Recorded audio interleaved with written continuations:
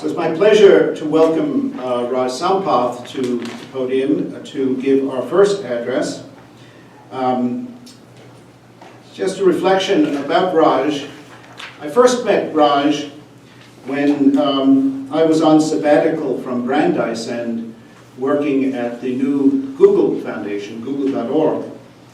And my first or second day, I think it is, this fellow comes walking into my office at Google and starts talking to me. And I was really already used to very smart people coming into my office and talking, but in the first 5 minutes, I think he started to give me a lesson on something like the philosophy as phenomenological ontology. And or something like that, Raj. I don't remember exactly, but so I realized, wow, you know, instead of bringing home after my sabbatical a Google sweatshirt, I had to bring Raj back to Brandeis. So, it took a while, and we had a university search committee for a new professor in philosophy, ethics, and human rights. And the search committee, after rigorous international search, recommended Raj to become our new assistant professor.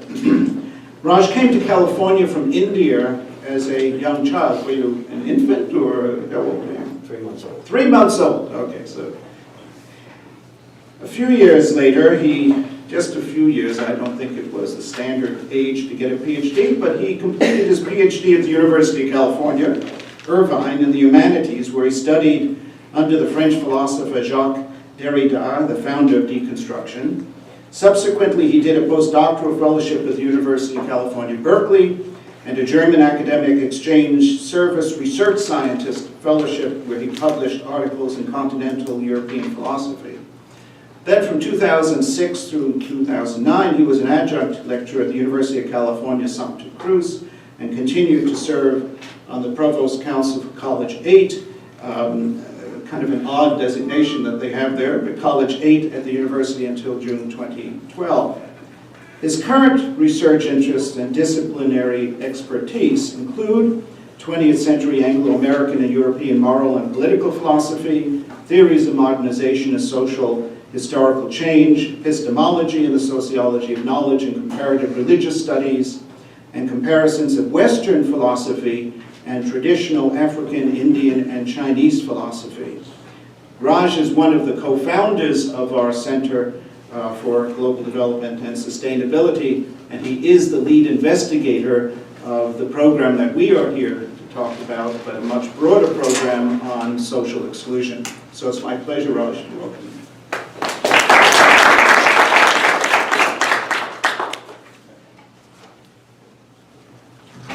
Thank you, Larry. I have to say, when I met Larry, I was struck by the fact that I was meeting a figure in the world of development and development institutions and the field of development who, and the first attribute that struck me about Larry is that he was a philosopher. And my colleague, Professor Andreas Toy, would agree that it's rare for us to feel a genuine connection to an individual that may not be trained in philosophy, but to us represents inherently a philosophical view on life and his own work. So thank you, Larry. I'm going to keep my remarks brief because I'm very much looking forward to hearing from my colleagues. And that's why I'm going to bring this down and maybe I can just move this. So I don't need to worry about seeing it in the background.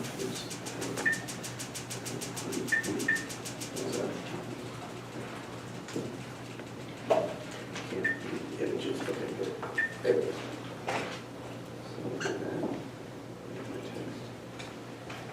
So as I mentioned, I'd like to keep my remarks relatively brief. I'm going to do a general overview of a particular sociologist who many consider to be the founding figure in sociology, Emil Durkheim. I'll talk about a little bit of his context and why I think a few quotes from his seminal work, The Elementary Forms of the Religious Life, can help us frame an analysis of the annihilation of caste. So I'm going to go back in time and try to recover a sociologist who did look at comparative religions per se, But in this particular work, he wasn't identifying a particular religion like Hinduism. He was discussing what he called the primitive religions in humanity that he thought were not just back there in the past, but have relevance today when we try to understand the relationship between society and some of the major world religions, like India and Hinduism. So for me, Durkheim gives us a way to go inside Ambedkar's Annihilation of Caste and really examine its philosophical roots. We were all inspired by Dr. Thorat's presentation yesterday, and what we were just discussing is that many of us know the legal history and the great economist and the great social theorist and arguably the framer of every aspect of Indian society, if it were bereft of the caste system and the intrinsic inequality that is manifesting in caste. But there is no single figure that I can think of in the 20th century that represents, arguably the single most influential theoretical and conceptual analysis of what a future Indian society could look like, and that would be Dr. Ambedkar. We should acknowledge that there are major academic, scholarly works in the 20th century that examine caste. Dr. Thorat mentioned that Ambedkar himself, with his PhD dissertation in 1915, Dr. Thorat, or is it 1905? The PhD dissertation. No, 16. 16. At Columbia University, one of which his mentors was a philosopher, James Dewey. So Ambedkar does represent, obviously, one of the first voices to give us the conceptual analysis of caste. The Indian sociologist from the South, M. Srinivasan, would be another figure that is duly noted. And from the European context, the text that most people point to start the conversation today is Louis de Mont's Homo Hierarchicus from the commencement of the 60s. More to our time and in the contemporary period, Wendy Doniger's work at the University of Chicago has gotten quite a bit of acclaim, and also bitter critique from some of the right-wing Hindu fundamentalists in India.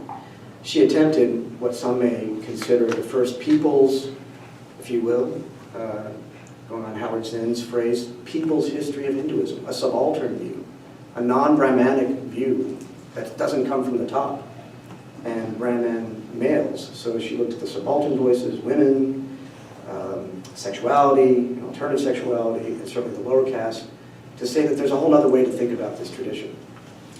So there is a general landscape, if you will, in the 20th century, of different figures that have explored caste in remarkably innovative ways.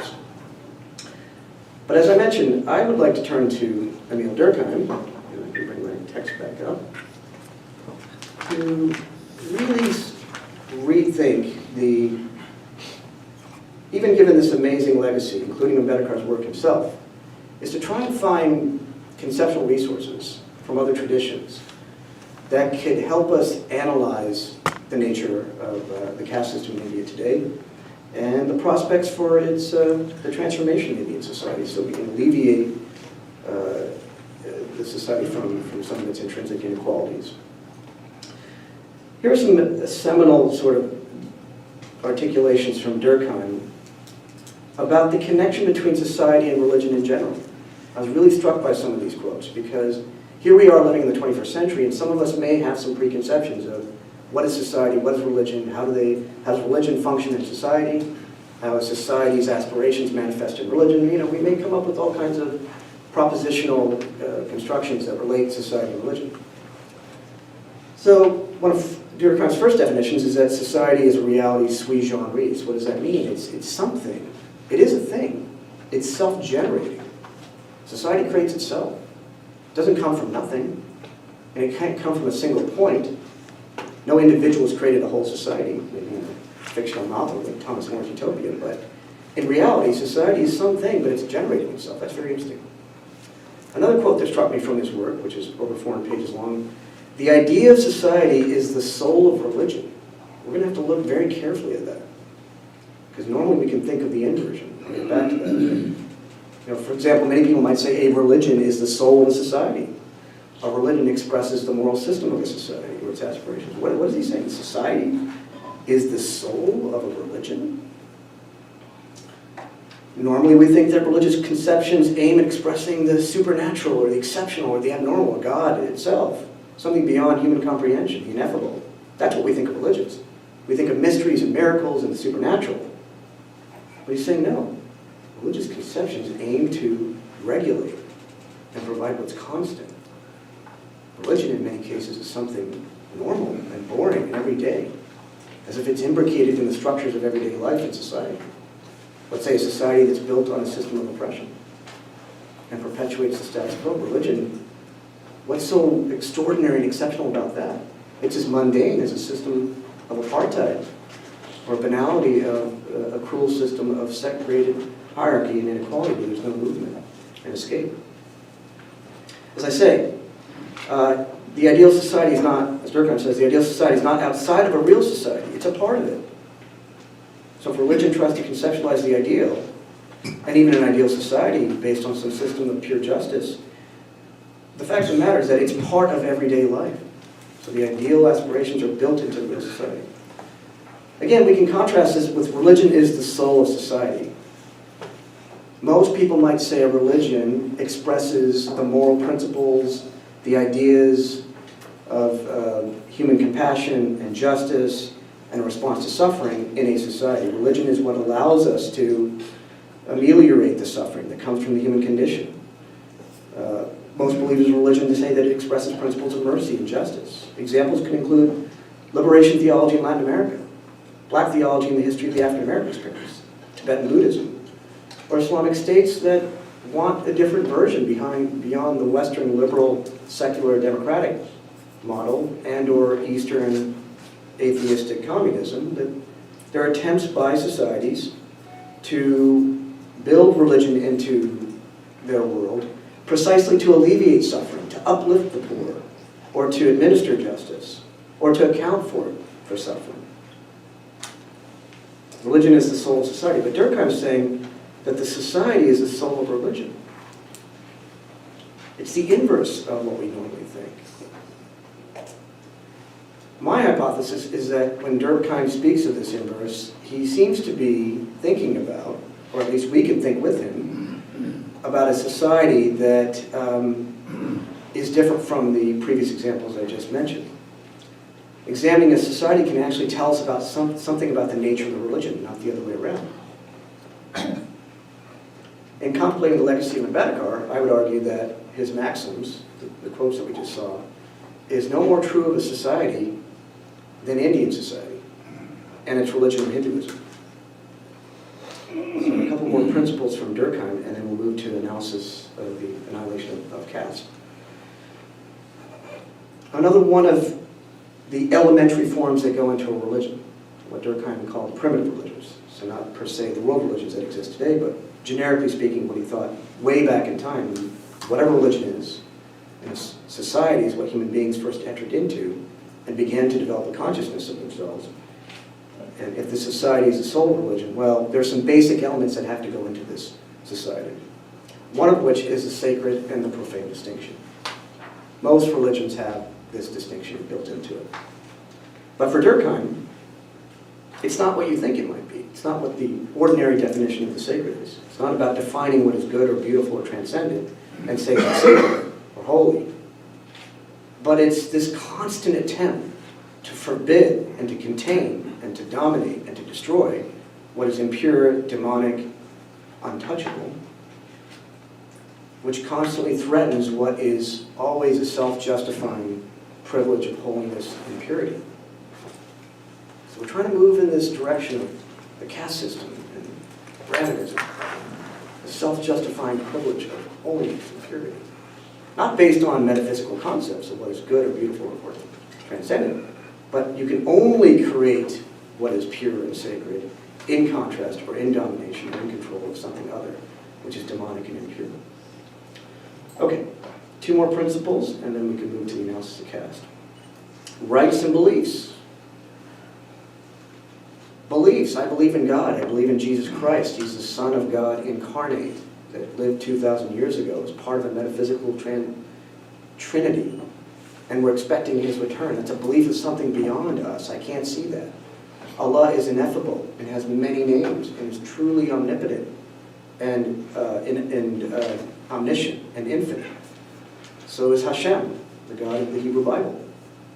Something beyond the human, but sort of directly relates to us. For the primitive religions, Durkheim would say, we're not talking about beliefs as linguistic or pictorial representations of an otherwise non-representable higher sphere, whatever we think of God. Beliefs, and the early beliefs, in their primitive state were declarations that supported physical rites and practices. So the distinction between beliefs and practices and rites are rather blurry. Belief could be, in a mature or advanced religion, a belief in some metaphysical or logical or abstract concept of God. And the rites that you build around a religion to adore that God could manifest in certain practices that a community repeats. Let's say the Eucharist for the Catholic Mass. But here we're talking, in the primitive state, we're talking about beliefs as physical rites.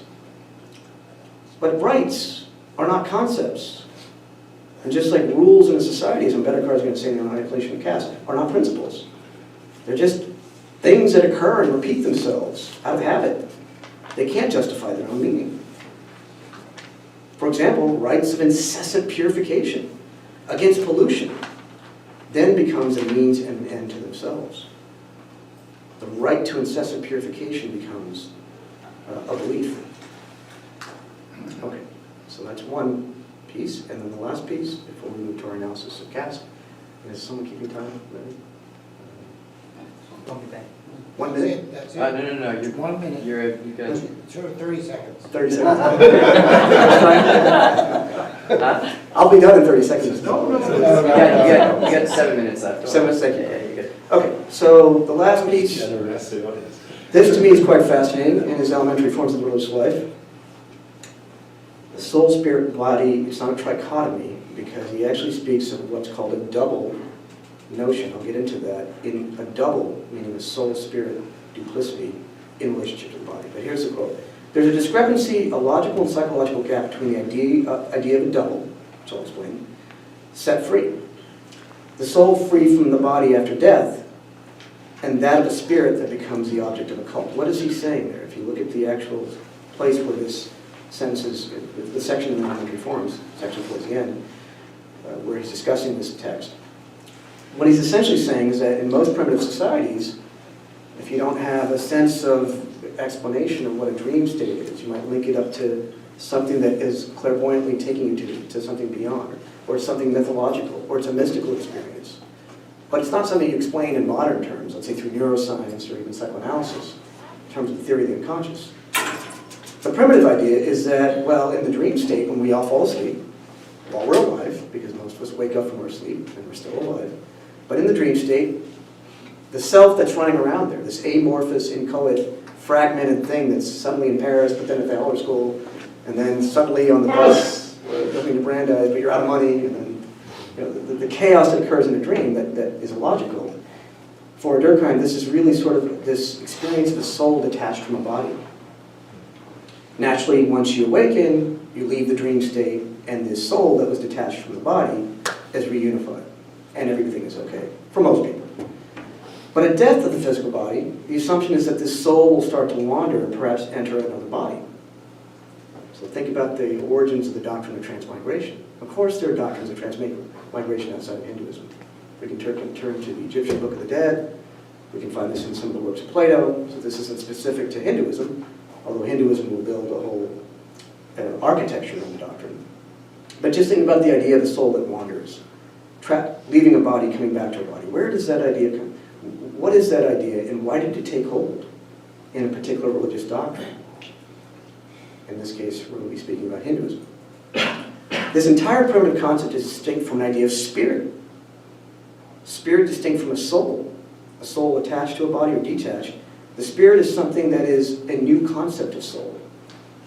That's the thing that becomes an object of religious worship. I don't want to use Christianity as the only example, but the Holy Spirit, for example, I wouldn't call it an object, but it's certainly a dimension of the divine that allows us to adore or to deify or to be inspired by. But when we think of something like the Holy Spirit, we don't think about a dream state of a soul attached from, let's say, your body or mine, sitting on a bus somewhere, getting lost and wondering if they'll ever wake up from a recurring nightmare. So the distinction between soul and spirit. Here's my thesis. Caste is the imprisonment of this wandering soul in which at any given time, the body that finds itself is made to suffer unthinkable, punitive measures. So that's my conceptualization. In the case of the Dalits, the suffering takes on inhumane and immoral proportions at the hand of otherwise privilege, of others whose privilege derives from the pure accident of birth. Birth is an accident. It's not something predestined, despite what the doctrine of transmigration might say. But for most of us, we couldn't control the fact that we were born at this time, in this place, in this body, as this sex or sexual orientation, or this race or ethnicity, etc., etc. We weren't in control of that. But, in the case of caste, given some of these elements from the elementary forms of religious life, the caste is the imprisonment of this wandering soul. It's an attempt to contain it in a body, and then to subject that body to continuous punishment. This is why I take a little bit of license when I interpret the Annihilation of Caste. These are just the headings that you see from all the major chapters. It's on a nice website that the Columbia Archives put up to take some of the main principles out of the 26 chapters of the Annihilation of Caste and bring us closer to what Ambedkar is saying. What we learned yesterday from Dr. Thorat is that if you do not look at the very social structure of Hinduism, you can look at some beliefs, maybe you can look at the rites, and you can glorify the artworks and the history and the civilization, and some of you may travel to India and you're glorified and you're amazed by this diversity. It's a sensuous experience to